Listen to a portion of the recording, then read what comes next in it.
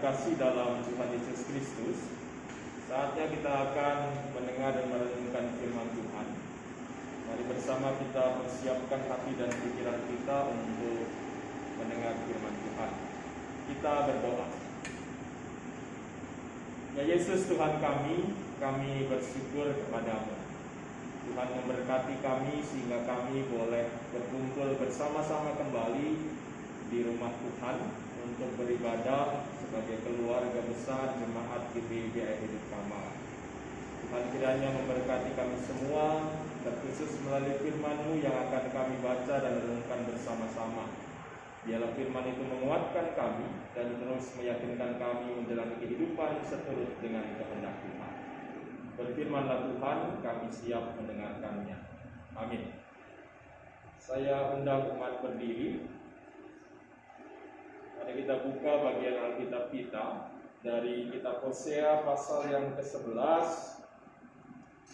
ayat yang ke-5 sampai ayatnya yang ke-7.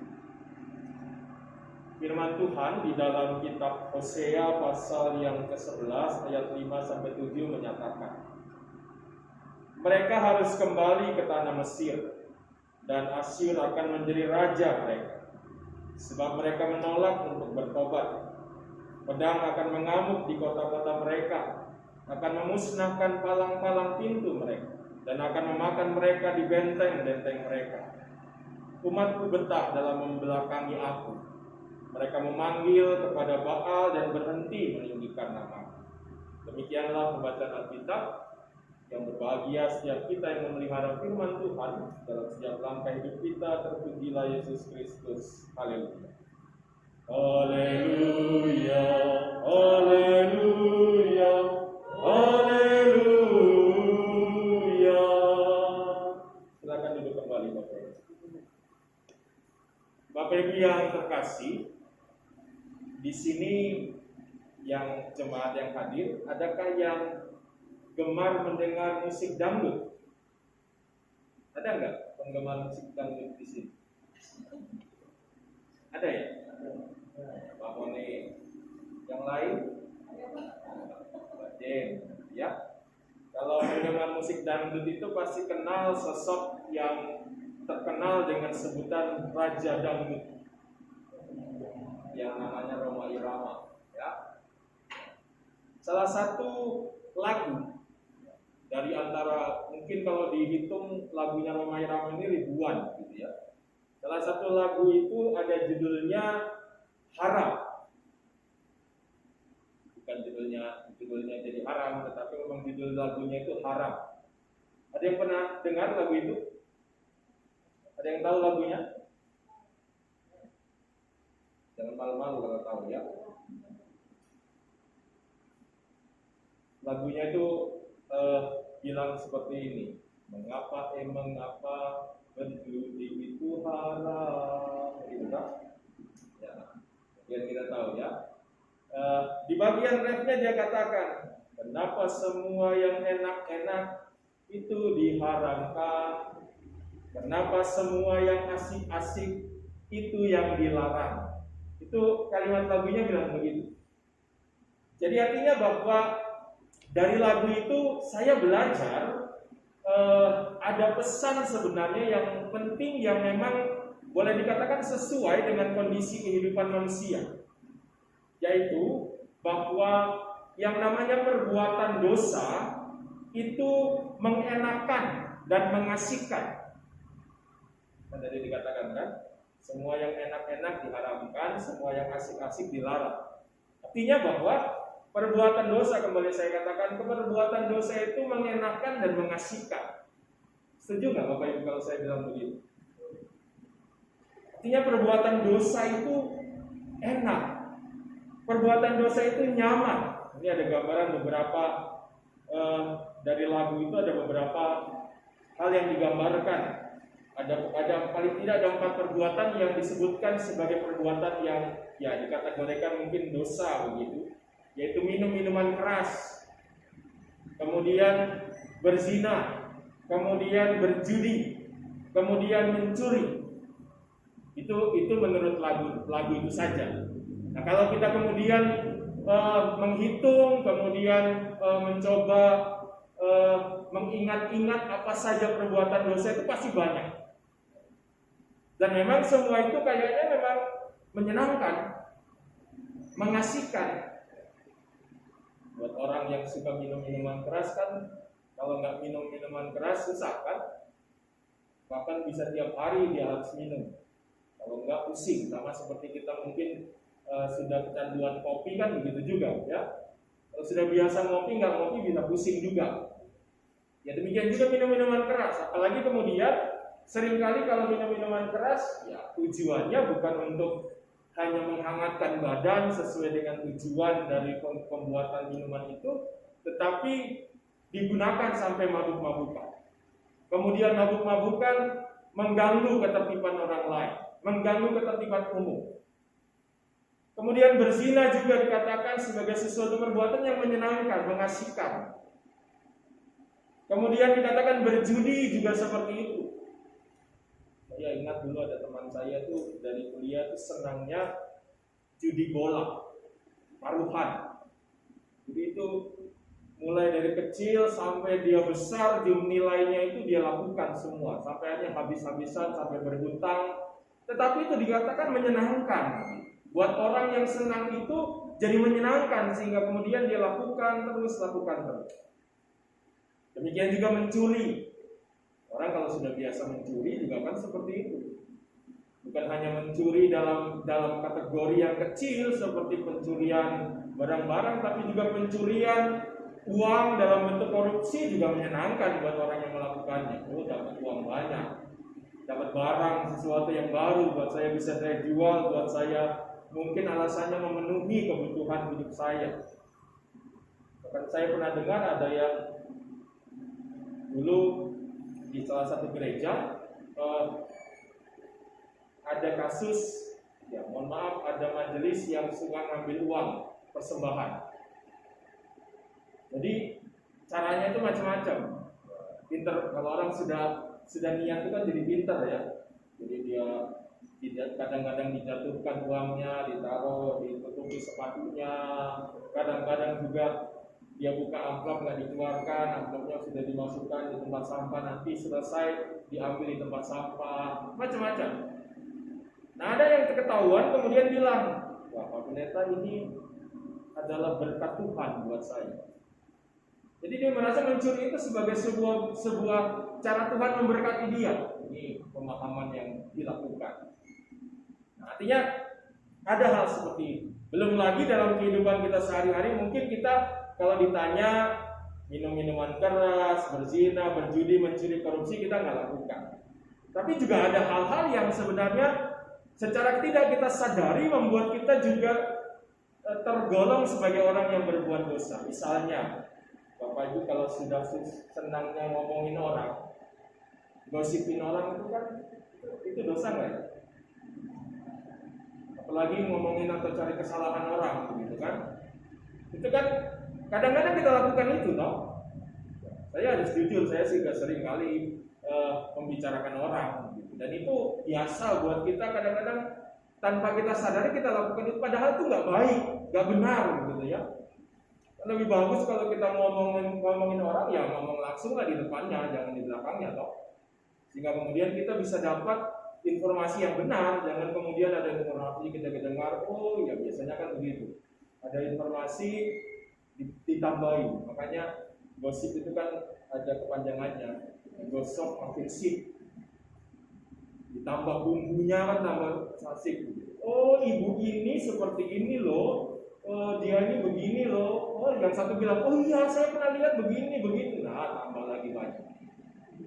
Akhirnya ya kita lakukan itu bersama-sama, berjamaah. Bukan cuma sekedar 1-2 orang yang lakukan, ya cari teman. Dan itu asik kan? Coba ibu, bapak ibu, ya kalau bicara sekarang bergosip itu juga bukan cuma buat konsumsinya ibu-ibu, bapak juga suka gosip.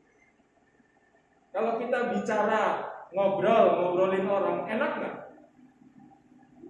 Kadang-kadang enak ya. Kita terpengaruh sehingga kemudian ikut terus biar sampai berjam-jam kita tahan ngomongin orang.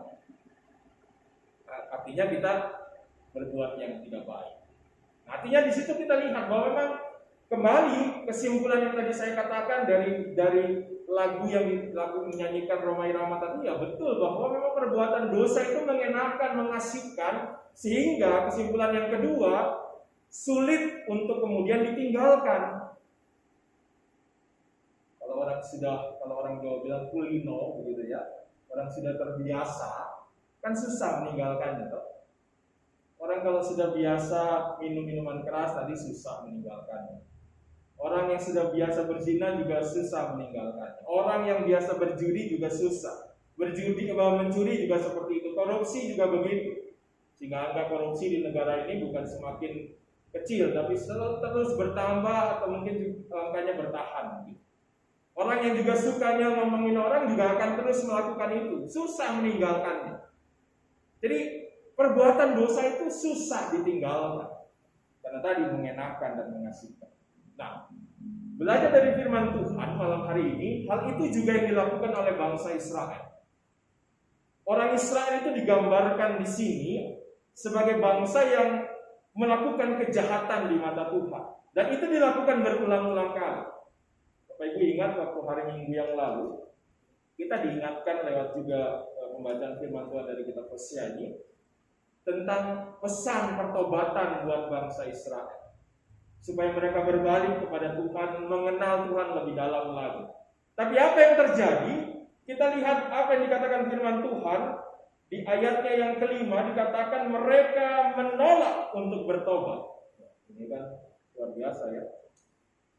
Sudah dikasih kesempatan sama Tuhan. Tuhan kasih ini loh, saya kasih kesempatan, yang penting kamu bertobat, saya ampuni.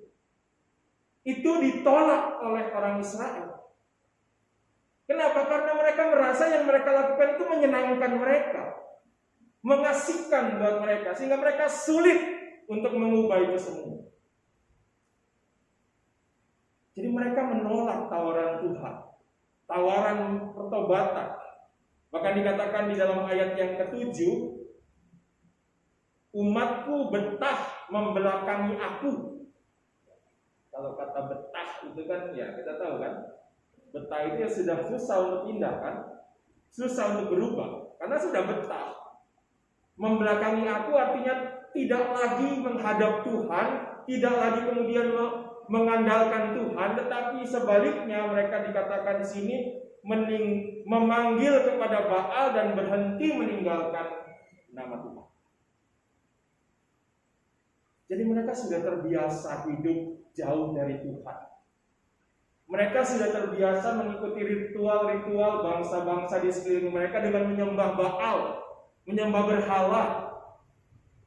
Dan itu sulit mereka tinggalkan. Mereka menganggap itu menyenangkan mereka. Mereka menganggap itu, berhala itu bisa kemudian membuat mereka bisa bertahan menjalani kehidupan mereka dalam tantangan dan pergumulan mereka. Itu pemahaman mereka, sehingga mereka tidak mau menerima tawaran dari Tuhan untuk bertobat, untuk kembali kepada Tuhan. Mereka merasa apa yang mereka lakukan selama ini menyembah Baal itu membuat mereka nyaman. Baal ini kan disembah oleh bangsa-bangsa di sekeliling mereka seperti Asyur dan juga bangsa-bangsa lain. Dan mereka merasa kalau melihat Asyur pada saat itu menguasai bangsa Israel, sehingga mereka merasa ini Tuhannya atau Allahnya atau berhalanya orang Asyur ini hebat. Kami kalah. Artinya Tuhan kayaknya kalah sama Baal ini. Sehingga mereka merasa Baal itu lebih kuat daripada Allah. Padahal kita tahu bahwa hari demi hari, waktu demi waktu, Tuhan itu selalu menyatakan kuasa dan kasih-Nya buat orang Israel. Tapi kalau sudah begitu pura-pura lupa. Kalau sudah begitu mereka hanya berfokus dengan kehidupan mereka, dengan kesusahan mereka, dengan tantangan mereka, sehingga mereka melupakan kuasa Tuhan. Nah, kadang-kadang kita juga seperti itu. Saat persoalan, saat pergumulan, saat penderitaan hadir bertubi-tubi dalam kehidupan kita, kita lebih fokus dengan persoalannya. Kita nggak mengingat lagi selama hidup sampai saat ini, Tuhan sudah begitu banyak menyatakan kasih dan kuasanya buat kita. Kita sudah lupa. Sehingga akhirnya kita merasa kita nggak sanggup menghadapi itu. Kita nggak mampu. Kenapa? Karena kita tidak mengandalkan Tuhan lagi. Karena kita sudah mengandalkan kekuatan kita sendiri. Dengan apa yang kita anggap benar, kita lakukan semua itu, sehingga kita lupa bahwa harusnya kita datang kepada Tuhan. Meminta Tuhan, memohon kepada Tuhan untuk bisa mendampingi, menyertai, dan juga memampukan menghadapi persoalan di hidup. Nah, itu yang tampaknya juga dialami oleh orang Israel waktu itu. Mereka merasa itu. Mereka lupakan kuasa Tuhan. Oleh karena itu hari ini, lewat firman Tuhan sebenarnya kita mau diingatkan beberapa pesan penting buat kehidupan kita. Yang pertama, pesan Tuhan buat kita adalah seperti yang tadi saya katakan di awal, perbuatan dosa itu sulit ditinggalkan. Karena menyenangkan, karena mengasihkan. Karena dia dapat menguasai kehidupan kita. Jadi kalau kita sudah terbiasa melakukan itu, kita akan dikuasai oleh dosa itu. Kita tidak lagi dikuasai oleh roh Tuhan, tetapi roh jahat yang menguasai kita. Karena kita terus-menerus menenggelamkan diri kita, terus-menerus tidak mau berbalik kepada Tuhan, merasa bahwa semuanya nyaman, semuanya menyenangkan. Yang kedua pesannya adalah Tuhan gak pernah suka akan kejahatan dan dosa. Tuhan itu gak pernah suka umatnya melakukan dosa, sehingga Tuhan itu bisa menegur kita, mengingatkan kita, dan caranya beragam. Tuhan bisa pakai cara yang halus, mungkin lewat nasihat orang-orang di sekeliling kita. Jadi Bapak Ibu belajar juga bahwa Tuhan itu juga bisa pakai apa saja dan siapa saja untuk mengingatkan kita. Jangan seperti ada sebuah cerita, anekdot itu pernah cerita, ada seorang yang kapalnya karam dan dia kemudian terdampar di sebuah pulau. Dia berdoa sama Tuhan, Tuhan tolong selamatkan saya, Tuhan tolong datang supaya saya bisa selamat kembali ke rumah saya. Ada helikopter lewat mencari orang itu, mencari yang lain juga yang mungkin diselamat. Tapi yang dilakukan adalah dia diam saja lihat helikopter itu. Dia merasa ini bukan Tuhan. Yang saya mau Tuhan datang buat saya. Tuhan tolong saya. Helikopternya pergi. Begitu terus sampai ada yang menolong, semua ditolak karena merasa itu bukan Tuhan. Sampai akhirnya dia datang lagi sama Tuhan, dia tanya lagi sama Tuhan, Tuhan, kenapa Tuhan gak tolong saya? Kenapa Tuhan diam saja, saya susah ini loh. Saya terdampar, saya jauh dari orang tua, dari keluarga saya. Tuhan terus bilang, saya kan sudah kirimkan ada helikopter, ada orang-orang yang nolong kamu nolak. Nah kadang-kadang kan seperti biji yang kita hadapi, yang kita juga lakukan, bahwa kita itu kadang-kadang salah menggambarkan kehadiran Tuhan. Kita maunya Tuhan langsung hadir dalam bentuknya Tuhan, dan itu gak akan mungkin terjadi sampai Tuhan datang kembali. Artinya kehadiran Tuhan saat ini dalam kehidupan kita dengan berbagai cara. Bisa lewat orang lain yang menasihatkan kita, bisa juga lewat kehidupan alam sekitar kita yang juga mengingatkan kita. Itu cara Tuhan, cara yang halus mengingatkan. Tapi juga Tuhan bisa mengambil cara yang keras kalau kita terus mengeraskan hati kita. Sudah dikasih tahu, sudah diomongin, sudah dinasihati terus nggak mau berubah, ya, Tuhan hukum. Hukuman Tuhan macam-macam kan, ada penderitaan, ada kesalahan, kesusahan, ada sakit penyakit, macam-macam. Tuhan bisa pakai semua itu, meskipun kita nggak bisa mengatakan seperti zaman dulu. Kalau zaman dulu, zaman-zaman Alkitab ini, orang yang sakit kadang-kadang selalu diidentikan dengan dosa. Itu makanya kemudian orang sakit itu selalu dijauhi, orang sakit itu selalu, apalagi kalau sakitnya kusta gitu ya, itu luar biasa diperlakukannya, itu udah gak manusiawi, ditinggalkan, orang gak akan mau dekat-dekat. Nah, artinya bahwa Tuhan bisa pakai itu. Nah, persoalannya apakah kita mau merenungkan kehidupan kita apa enggak? Atau kita mau terus mengeraskan hati kita, terus merasa kita paling benar, kita merasa yang terbenar, sehingga kita merasa apapun yang orang buat salah buat kita. Jadi kita ingat, Tuhan bisa pakai semua itu. Seperti Tuhan lakukan buat bangsa Israel. Mereka dikuasai Asyur, itu kan susah. Bayangkan Bapak Ibu, mungkin gambarannya begini. Kalau Bapak Ibu misalnya hidup awalnya itu berkuasa, punya banyak harta, dihormati orang, semua masyarakat itu senang, begitu ya. Tiba-tiba berubah. Tiba-tiba kekayaan kita habis, kemudian orang nggak hormati kita lagi, bahkan lebih parahnya lagi kita harus kerja sama orang. Nggak menyenangkan ya.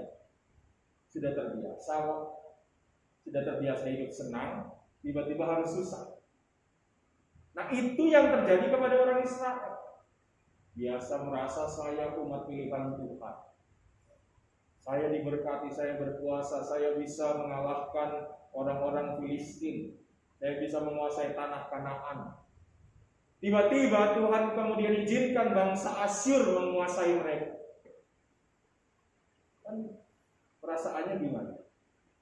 Ya, ada juga yang kemudian malah menyalahkan Tuhan. Tuhan ini gimana sih? Bilang saya umat pilihannya kok dibiarin begini. Kadang-kadang manusia jadi seperti itu. Seringkali nyalahin Tuhan, nyalahin orang, nggak mau nyalahkan diri sendiri. Kita nggak introspeksi diri, karena itu susah, gitu ya. Selalu kan kita mau dianggap perfect, dianggap paling benar, sehingga kita nggak mau dilihat orang itu jelek. Gitu. Dan itu menghalangi juga cara Tuhan berkarya dalam kehidupan kita.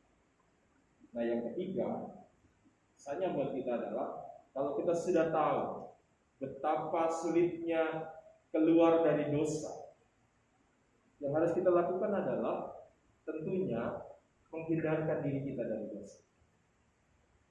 Jangan main-main dengan dosa. Jangan mencobai Tuhan Allahmu dengan berbuat dosa. Saya nggak tahu ini kalau Bapak Ibu ditanya, misalnya Bapak Ibu punya sakit darah tinggi, terus ada yang nawari daging kambing atau RW begitu, dimakan nggak? Dosa nggak? Kan kadang-kadang alasannya apa? Oh, Pak Pendeta nggak apa-apa, sudah didoakan. Terus kalau salah, besok kemudian sakit, stroke, nyalain Tuhan. Tuhan kan saya sudah berdoa. Terus Tuhan pasti akan jawab, loh. Kamu kan sudah tahu sakit. Terus saya suruh bikin yang maunya kamu sendiri. Kamu sakit-sakitnya maunya kamu, kemudian salahin saya. Itu kan mencobai Tuhan namanya. Kan seperti itu. Tuhan memang berkuasa.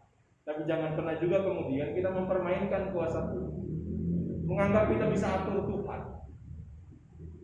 Jadi kita belajar di sini, hindarkan dari dosa. Dan kalau kita saat ini merasa bahwa kita juga berdosa, datang kepada Tuhan. Tuhan memberikan tawaran buat kita. Selama masih ada waktu buat kita hidup, artinya ada waktu juga kita mau datang kepada Tuhan. Bertobat, memohon ampun atas segala salah dan dosa kita. Sehingga kita bisa merasakan kembali kehadiran Tuhan dalam kehidupan kita. Jadi inilah pesan Tuhan lewat firman-Nya pada malam hari ini. Ialah firman Tuhan ini menguatkan kita untuk terus menghindarkan diri kita dari perbuatan-perbuatan dosa yang tidak berkenan di hadapan Tuhan. Tuhan memberkati kita semua. Amin.